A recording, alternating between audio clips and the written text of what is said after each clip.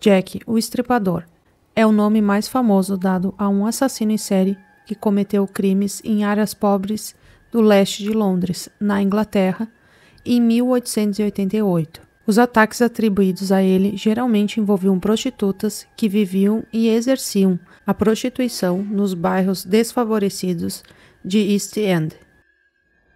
Olá pessoal, espero que todos estejam bem. Antes de começarmos o vídeo de hoje, aproveito para pedir que curtam, compartilhem com um amigo e comentem algo, até como um oi. Isso me ajuda muito a impulsionar o canal e trazer mais conteúdo para vocês. Então bora pro vídeo de hoje.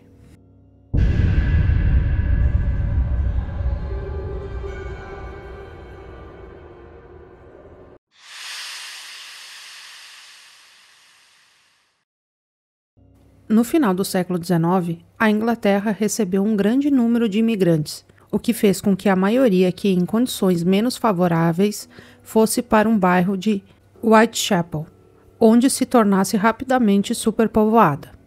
As pessoas que ali viviam possuíam apenas as roupas do corpo e contavam com diversas pensões comunitárias, onde por 4 centavos podiam garantir um lugar para dormir.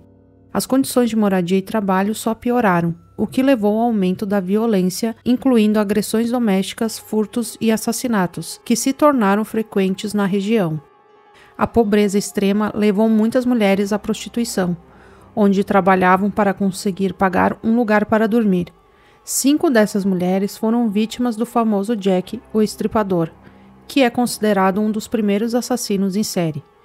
Foi em meio à criminalidade constante nas ruas de Whitechapel que o Estripador iniciou seus crimes. Embora 5 assassinatos tenham sido oficialmente registrados e relacionados ao Jack, é provável que ele tenha feito mais vítimas ao longo de sua trajetória como assassino em série. Naquela época, infelizmente, crime contra prostitutas na região era uma realidade comum. Eram vítimas fáceis devido ao horário em que trabalhavam e pelo fato de se relacionarem com homens desconhecidos. Foi então que Jack começou a agir, entre agosto e novembro de 1888. Ele costumava atacar em ruas vazias e escuras, tentando evitar ser visto. Os assassinatos aconteceram em ruas e becos escuros. Também outro fator era abordar essas vítimas que pudessem levar o cliente para um local mais escondido e escuro, o que facilitou muito. Jack possuía métodos e características bem definidos na execução de seus crimes. Geralmente as vítimas tinham 2 cortes profundos no pescoço, que foram feitos enquanto a vítima estava de costas para o assassino, e o corte era da esquerda para a direita. Haviam sinais de mutilação no abdômen, e o mais comum entre as vítimas era o útero removido. De acordo com os registros da época, os crimes ocorriam sempre à noite, e à medida que o estripador continuava a matar, sua agressividade aumentava, o que era especialmente evidente nas mutilações dos corpos. Acredita-se que ele provavelmente usava instrumentos cirúrgicos e facas para cometer os assassinatos, embora nunca tenham sido encontrados itens relacionados a armas nas cenas dos crimes. Apenas um lenço foi encontrado em um dos casos. Sexta-feira, 31 de agosto de 1888. 2 entregadores estavam indo trabalhar no início da manhã quando encontraram o corpo de Mary Nichols, de 43 anos, na calçada já morta. A saia dela estava levantada, parecendo que morreu enquanto exercia a profissão. No entanto, descobriram que se tratava de um assassinato e que ela foi mutilada só quando a levaram para o necrotério. A garganta foi destroçada por 2 cortes e a parte inferior do abdômen parcialmente aberta por um corte profundo e irregular. Várias outras incisões no abdômen foram causadas pela mesma faca. Mary estava separada de seu marido e tinha filhos. O alcoolismo dela era seu maior problema. No início de 1880, ela se voltou ao trabalho sexual para sobreviver. 8 dias depois, o corpo de Anne Chapman, de 47 anos, foi descoberto em um sábado de 8 de setembro de 1888, caído no pátio de um cortiço. A garganta foi degolada por 2 cortes, o abdômen completamente aberto e o útero removido. Anne também tinha problemas com álcool, já tinha sido casada e estava separada. Passou a viver em pousadas com o dinheiro da pensão que recebia do ex-marido, até que um dia parou de receber a pensão e descobriu que ele havia falecido. Ela tentou vender alguns itens do falecido marido e também começou a fazer crochê para ganhar dinheiro, mas precisou algumas vezes se prostituir para sobreviver, para ter aonde dormir. E em um inquérito, uma testemunha alegou ter visto Anne cerca de 5:30 da manhã, acompanhada por um homem de cabelos escuros e de má aparência, apesar de seu aspecto cavalheiro. Elizabeth e Catherine foram mortas em uma segunda-feira de madrugada em 30 de setembro de 1888. O corpo de Elizabeth Stride, de 44 anos, foi encontrado a 1h da manhã com um corte no pescoço. O que pareceu na época é que o estripador teria sido interrompido durante o ataque. No início, os investigadores tiveram dúvidas se a morte de Elizabeth poderia ser atribuída a Jack, pela ausência de mutilações no abdômen. Testemunhas relataram ter visto Elizabeth com um homem mais cedo naquela noite. Alguns afirmaram que o homem tinha cabelo loiro, enquanto outros disseram que era moreno. Alguns testemunharam que ele estava mal vestido, enquanto outros indicaram que usava roupas caras. 30 minutos depois, a 1,5 km, o corpo de Catherine Eddowes, de 46 anos, foi encontrado. A garganta foi cortada e o abdômen estripado por um profundo, longo e irregular corte. Ela tinha sido terrivelmente mutilada. O rosto estava cheio de cortes, o abdômen aberto e os órgãos extraídos. Um de seus rins havia sido levado. Um lenço pertencente à vítima foi encontrado em uma rua perto da praça do Mitre, onde foi vista pela última vez conversando com um homem. O avental tinha vestígios de sangue e poderia ter sido usado pelo assassino para limpar as mãos. Um morador da região que estava passando pela praça com 2 amigos um pouco antes do assassinato descreveu que tinha visto um homem de cabelos loiros e de aparência precária acompanhado por uma mulher. Já seus amigos não conseguiram confirmar as alegações. Algumas cartas foram enviadas para a polícia após os assassinatos, assinadas como se fossem do assassino, mas posteriormente foram consideradas falsas. Na época, a polícia e um jornalista confirmaram que jornalistas haviam escrito essas cartas com o objetivo de aumentar o interesse no caso e manter os negócios vivos. Uma das cartas foi enviada 24 horas após os homicídios, tempo suficiente para que os detalhes do crime já tivessem sido divulgados.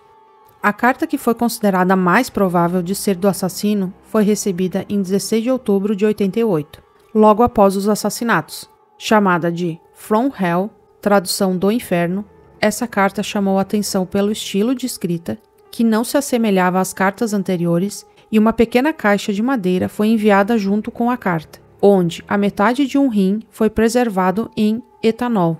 O rim esquerdo de Catherine Eddowes, a quarta vítima, foi removido pelo assassino e infectado pela mesma doença rara que a vítima tinha. O autor da carta continha alguns erros de ortografia e com as seguintes alegações: do inferno. Senhor, envio para o senhor metade do rim que tirei de uma mulher e guardei para o senhor. A outra parte eu fritei e comi. Estava muito gostoso. Posso lhe enviar a faca suja de sangue com que tirei ele, se o senhor esperar um pouquinho mais. Assinado, me prenda quando puder. Logo, ele faria sua quinta vítima. No dia 9 de novembro de 1888, o corpo mutilado de Mary Kelly, de 25 anos, foi descoberto sobre uma cama em um quarto onde ela vivia, pelo inquilino que foi cobrar o aluguel. A violência empregada no corpo da última vítima, atribuída ao estripador, foi a mais mutilada. Além da graduação a cada crime cometido, acredito que o local deu mais tempo e privacidade para ele cometer maiores atrocidades. A garganta foi destroçada até a espinha, seu rosto totalmente desfigurado e quase todos os órgãos internos do abdômen retirados e espalhados pelo quarto. Seus seios e pedaços da sua coxa foram arrancados. O único órgão não encontrado no local foi o coração. Os investigadores traçaram um perfil do assassino na época, que provavelmente era homem, já que as vítimas eram mulheres e os crimes indicavam força física e habilidade para lidar com elas. O médico legista na época trouxe um perfil da técnica do assassino mais viáveis na minha opinião, que ele agia sozinho atacava de surpresa, o que faz sentido pelos cortes no pescoço, sendo que as vítimas eram pegas enquanto estavam de costas e não apresentavam sinais de resistência, e que usavam uma única faca bem afiada e de lâmina reta de 15 centímetros de comprimento.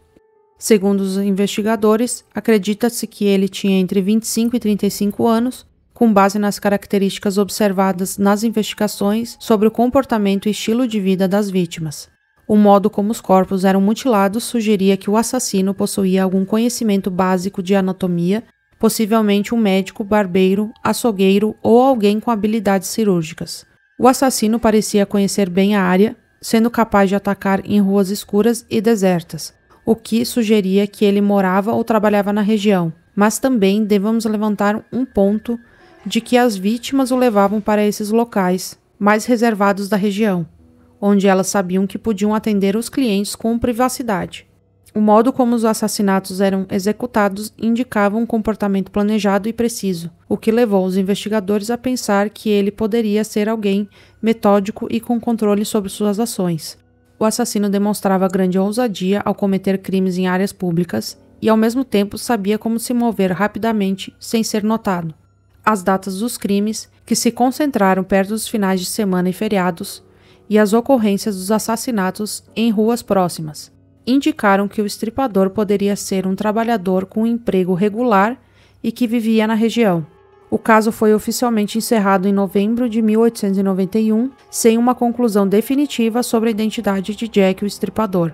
A polícia da época não conseguiu identificar o assassino e o mistério permaneceu sem solução. Depois da quinta e última vítima associada ao estripador, nenhum crime mais foi associado ao Jack. Algumas teorias foram criadas. Ele poderia ter morrido, sido preso ou mudou-se de país.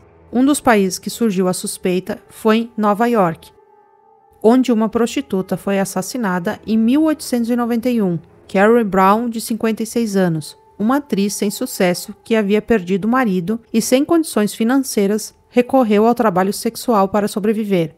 No dia 23 de abril de 1891, levou um cliente para um hotel e foi assassinada brutalmente.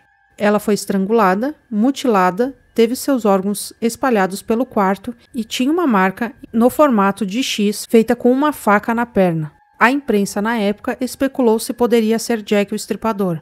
Uma carta foi enviada para a polícia de Nova York antes do assassinato dela, onde dizia: "Vocês acham que Jack o Estripador está na Inglaterra?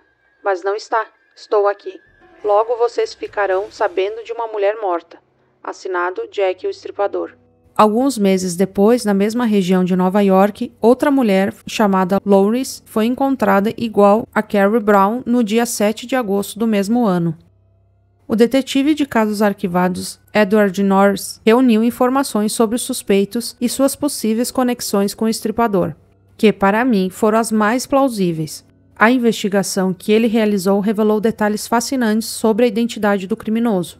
Um dos principais suspeitos da época foi James Kelly, que matou sua esposa em 1883, menos de um mês após o casamento. Ele discutiu com sua esposa, acusando-a de ter um caso e em seguida matou ela com uma facada no pescoço. Ele foi condenado à forca, mas o testemunho de seu chefe trouxe evidências sobre seu estado mental, afirmando que James sofria de fortes dores de cabeça e falava sozinho. Um médico avaliou James e confirmou sua fragilidade mental, o que resultou em sua transferência para um hospício.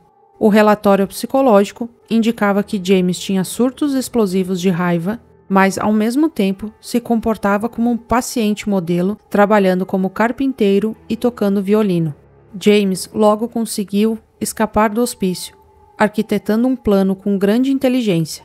Usando um pedaço de metal, ele fabricou uma chave para sua fuga no início de 1888. O mesmo ano dos assassinatos do estripador.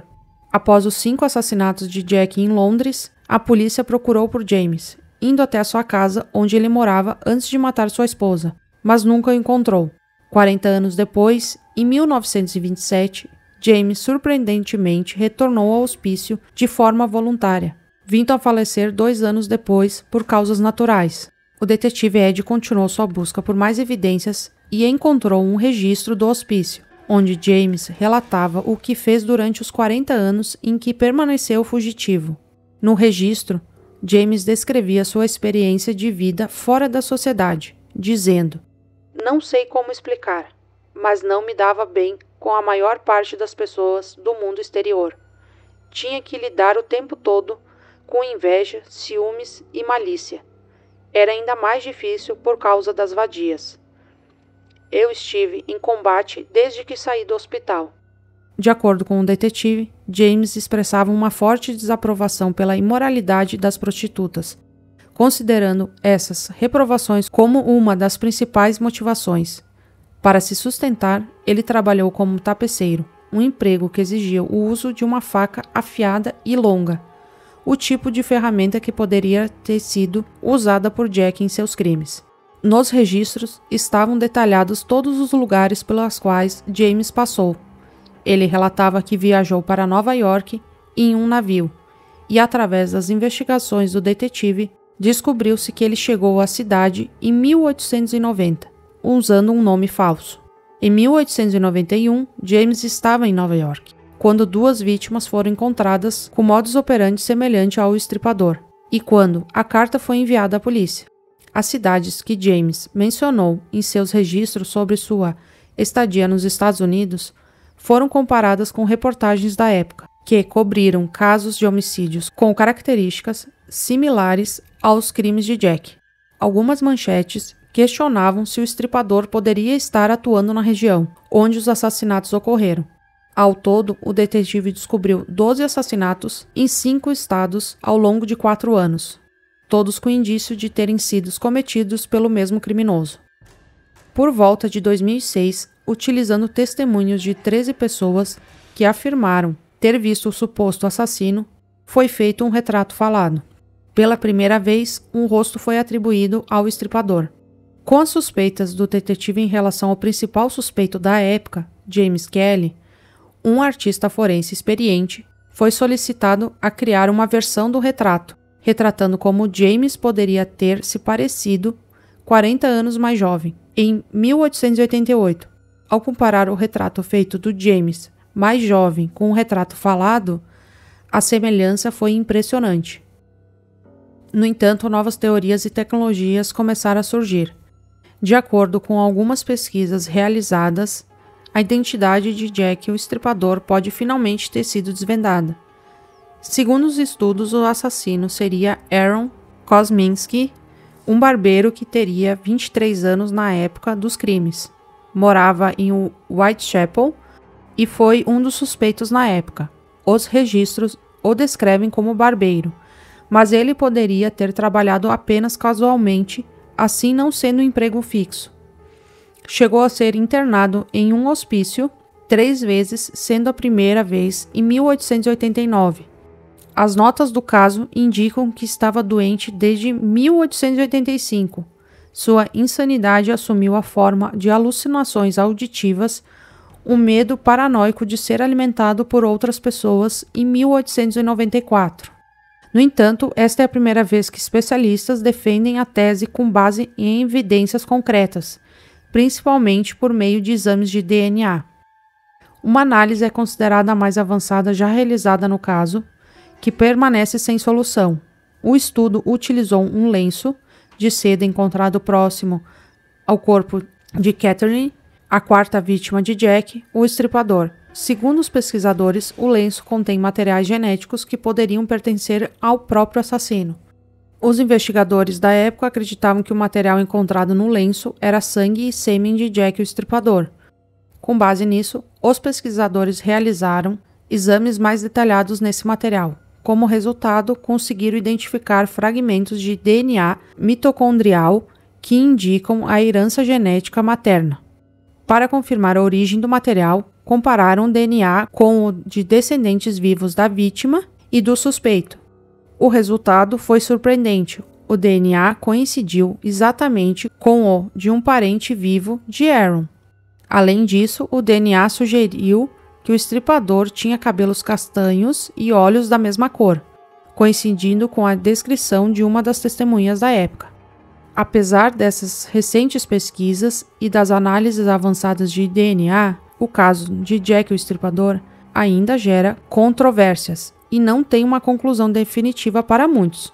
Enquanto alguns especialistas acreditam que o resultado oferece uma solução plausível, outros questionam a metodologia e a precisão das evidências, o que deixa o mistério ainda mais em aberto para muitas pessoas. A natureza complexa do caso e a falta de provas conclusivas continuam a alimentar debates e especulações.